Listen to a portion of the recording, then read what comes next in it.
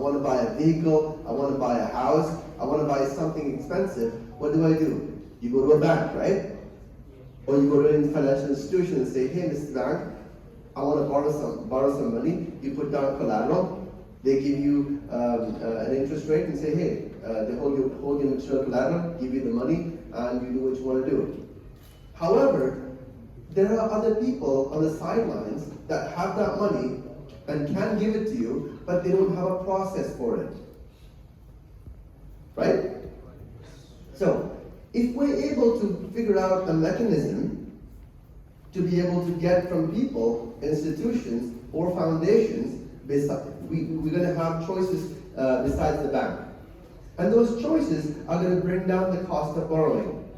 Right? So DeFi is here to disrupt status quo in how we borrow money and how money flows around, right? And bring that price down.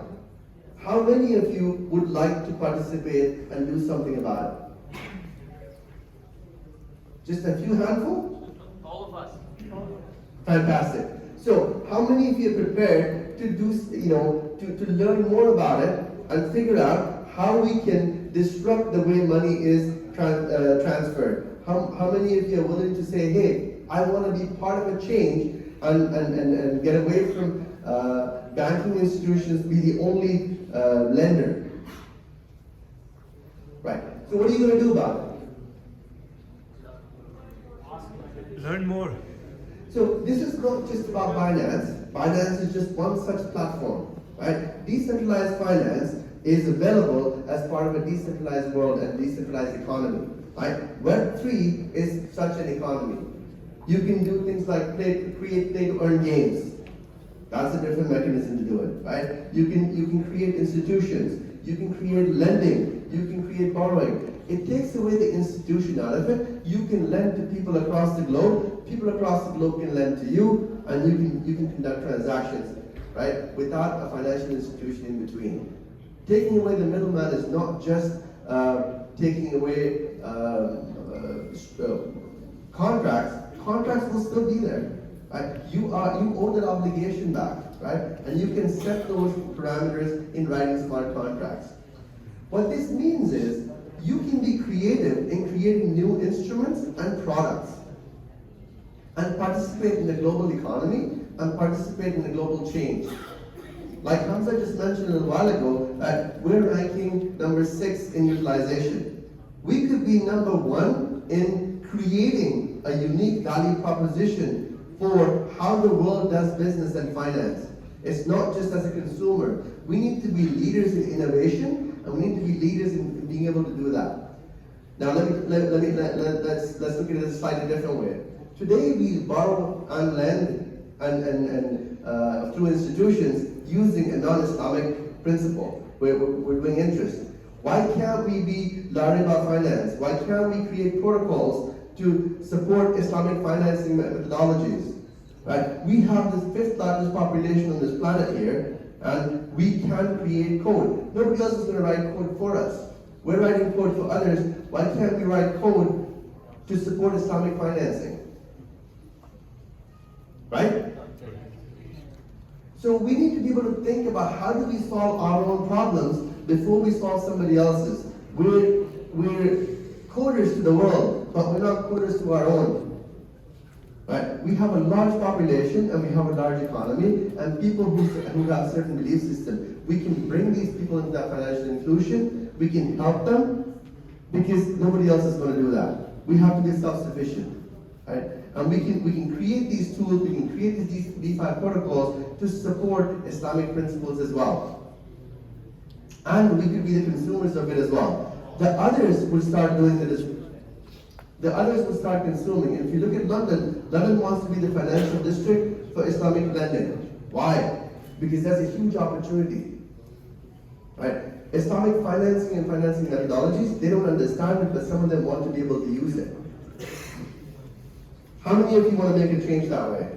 How many of you are inspired today to be able to learn what products are available? And if it's not, support it with Islamic principles and build Islamic code. Let's ditch the banks. Exactly. Right?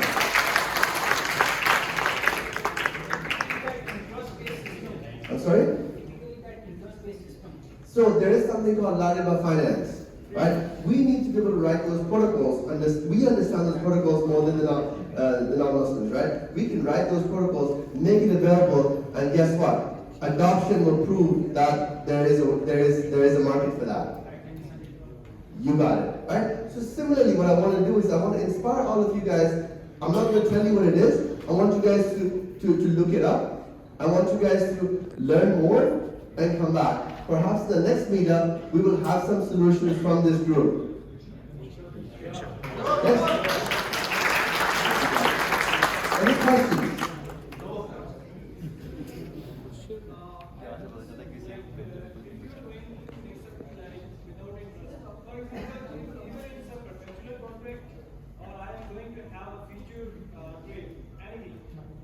I'm just including the fee for that future basket, not including the interest rate or anything. Now the question is how I am going to get my profit as an organization, and how people will get the profit who are actually going to trade or make a contract with me.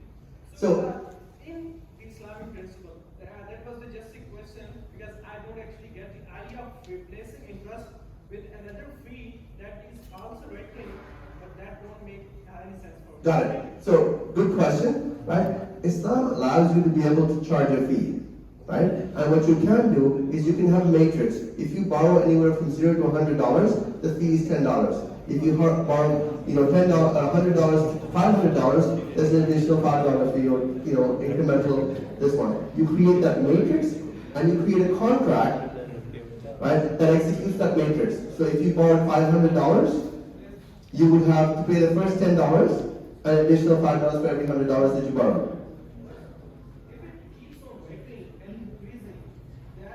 It's not, because you only borrowed $500, and for the first $100 you charge a $10 fee. For the second $100 you charge a $5 fee.